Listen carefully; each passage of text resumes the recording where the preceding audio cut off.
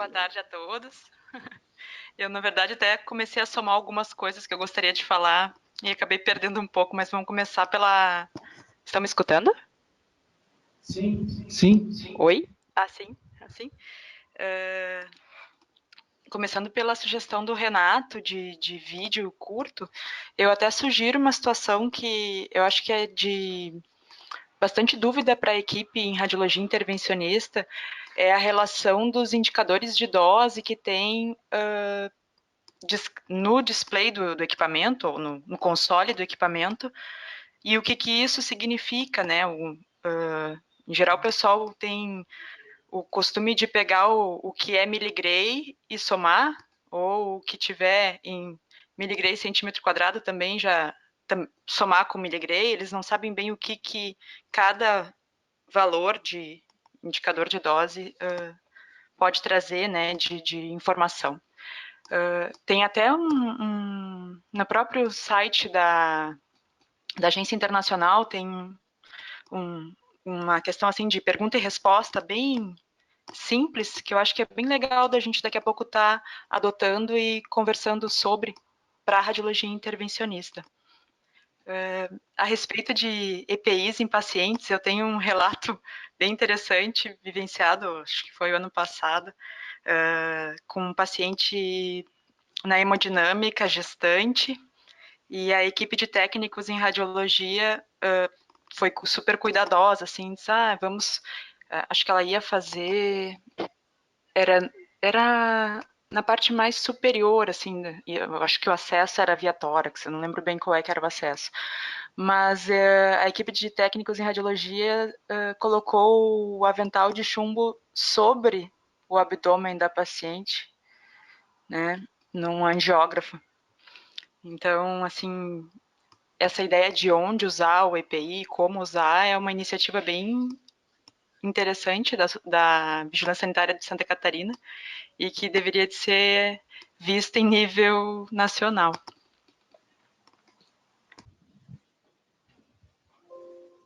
Boa noite, pessoal. Muito obrigado pelo convite, participar da reunião. Estou vendo que são excelentes iniciativas. Essa do vídeo é sensacional. Acho que a gente pode atingir realmente um amplo grupo, né, nesse tema.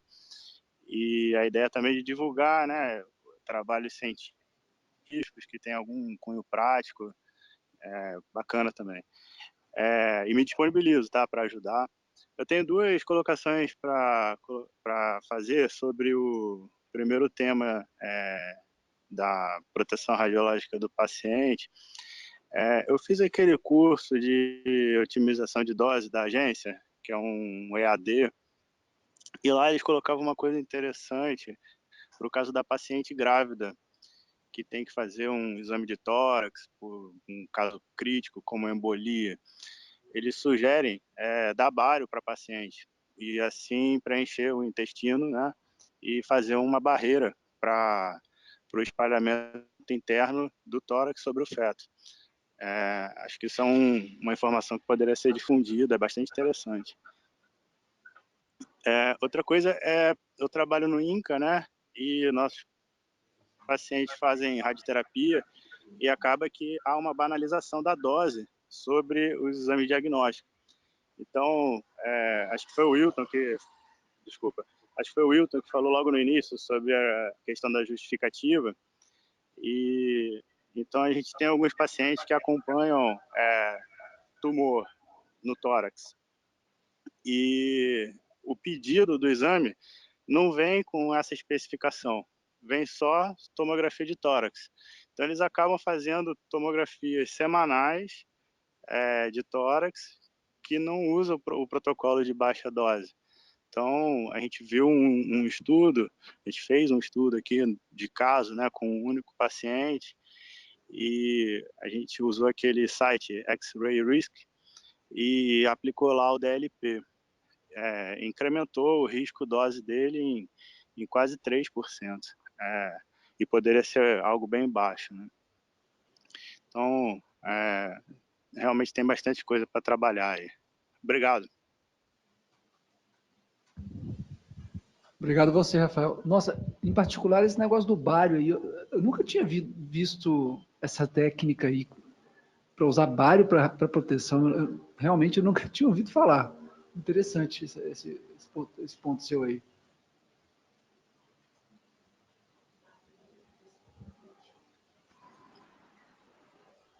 Ele está naquele curso EAD da agência. É um curso, acho que de 12 horas, mais ou menos, sobre otimização de dose em tomografia. E é bastante interessante, que o bário estava quase que em desuso, né? Ele era usado em raio-x convencional, no caso, né? Então ele cria uma barreira que ele até faz uma estimativa lá, que equivale a 1 milímetro de chumbo, né, nessa interface. Mas como que você usa ele, assim? Como é que você faz? Você está usando ele aí? Ou como é que você usa? Como é que no vídeo eles falam para usar? A aplicação é via oral, né? É um copo, e depois você tem que tomar 2 copos de água para poder lavar o esôfago e também não ter interferência na imagem do tórax. Tem que esperar 5 minutos, então o paciente já está preparado para fazer o exame com essa proteção. Olá, Renato, doutor Heitor, boa tarde. Estão me ouvindo? Sim, estamos ouvindo. Boa tarde. Ok, aqui é Roberto Pitorri. Obrigado pelo convite, muito interessante a reunião e a iniciativa, parabéns. Eu sou veterano, estou bastante tempo na física e conheço o Renato, o pessoal todo, Paulo Costa, muito bom saber desse movimento todo. Meu trabalho, o foco do meu trabalho é radiologia intervencionista e hemodinâmica. Trabalho também com mamografia por exigências, mas o que eu gosto mesmo é a parte de intervencionista. E o Renato sugeriu que eu fizesse um vídeo, eu achei muito interessante, comparando a fluoroscopia pulsada com contínua. E falando um pouco da minha experiência mais recente, nós tivemos um caso que eu acho muito interessante, de um arco cirúrgico novo. Era uma tecnologia nova, mas estou falando de mais ou menos há uns 4 anos, 4, 5 anos. Hoje não é tão novidade. Na época foi muito interessante e eu fui chamado para fazer as avaliações de aceitação desse arco.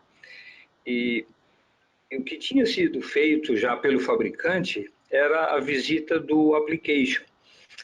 Alguém do fabricante esteve no hospital para orientar o uso do equipamento. Eu fiquei surpreso porque naquela oportunidade já havia uma opção de redução da dose.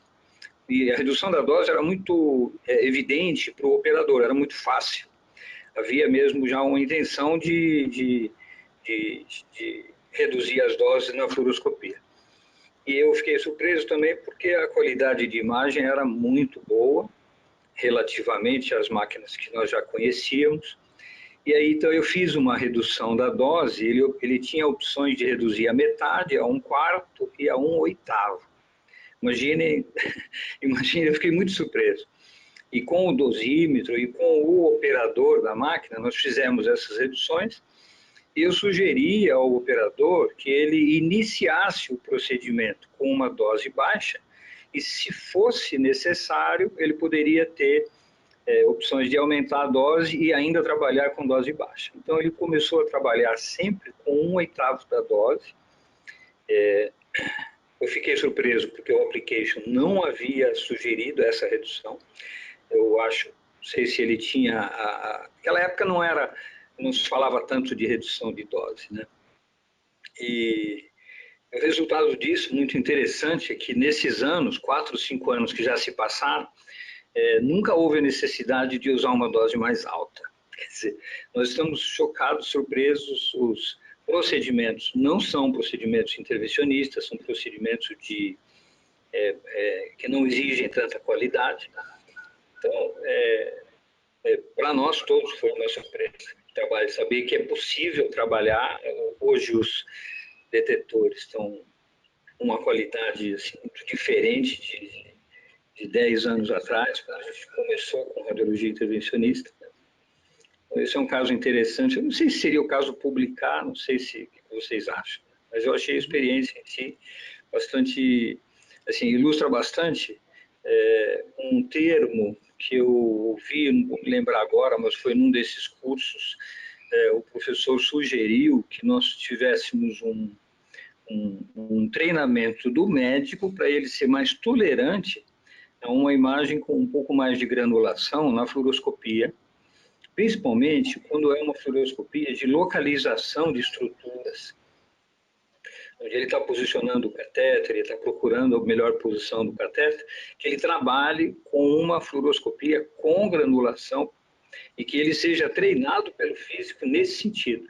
Quer dizer, a gente precisa, eventualmente, chamar atenção para os números, que foi o que eu fiz nesse arco cirúrgico, de colocar o dosímetro do lado e mostrar para ele que 1/8 da dose são 12,5%, isso é uma coisa absurda. Eu mesmo achei que os médicos iriam reclamar muito, mas como eles estavam recebendo uma máquina nova e uma imagem maravilhosa, a dose muito baixa, eles nunca tiveram a necessidade de trabalhar com uma endoscopia com mais qualidade. Achei bem interessante. Não, mas isso é extremamente interessante para mim. Inclusive, por eu trabalhar muito com tomografia e ressonância,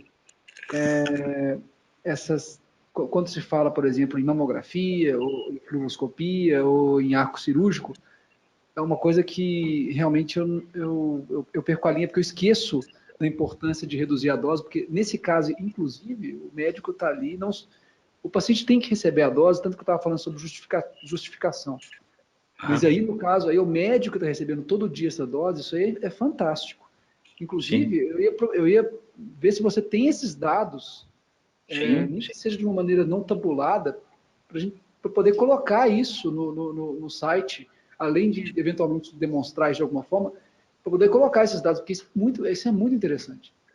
Tem vários aspectos nesse assunto, desculpa, Renato, né? Tem vários aspectos nesse assunto, um deles é o do fabricante, né? Eu tive um período da minha vida profissional, eu trabalhei em um desses fabricantes, e o fabricante, a minha função na época era trabalhar na qualidade da imagem. E o fabricante, ele tinha consciência de que a dose deveria ser baixa. Isso, do ponto de vista do fabricante, sempre existiu, principalmente aqui, algo da minha experiência, talvez os colegas possam ajudar e confirmar ou não, mas da minha experiência, os fabricantes da Europa, eles são mais conservadores. Em geral, os fabricantes americanos, o do Japão também, eles estão alinhados com a Europa. E dos Estados Unidos, eles são mais liberais no uso da dose. Então, eles acreditam que a dose maior vai ter mais qualidade e é esse o caminho, essa é a estratégia adequada. Na Europa, não. Na Europa, existe um esforço muito maior para se reduzir a dose. Hoje, os americanos estão com esse image gently, image wise, estão, digamos, um pouco mais conscientes da necessidade. Mas isso é recente, isso é nos últimos 10, 15 anos. O RSNA, inclusive no RSNA teve um evento muito interessante, que foi uma pergunta feita para todos os participantes sobre a tomografia de tórax, que tem uma dose que representa quantos raios-x de tórax. E as opções eram, se não me engano, 2, 20 ou 200 vezes maior. Raio-x de tomografia de tórax comparada com o raio-x de tórax. E o índice de acerto no RSNA foi de 10%. Na época, isso tem uns 15 anos, mais ou menos. Então, realmente houve uma polêmica muito grande nas questões de redução de dose. Um dos sócios da AAPM estava defendendo bastante a necessidade de reduzir a dose. Os americanos, eles utilizam a tomografia de uma maneira muito intensiva, relativamente, e houve, então, uma polêmica muito grande, e nós recebemos, sócios da APM na época, recebemos um comunicado da APM que a opinião de alguns sócios não representava a opinião da associação. Eu fiquei chocado na época, porque eu estava torcendo realmente e sentindo a necessidade que tinha de haver um trabalho de redução de doses geral, principalmente para os americanos, que ainda não tinham tanta consciência. Houve uma polêmica muito grande, se dividiram, teve um racha muito grande, porque existe uma necessidade de consciência de quem está utilizando a máquina para fazer as imagens, e essa necessidade de consciência de valores de dose.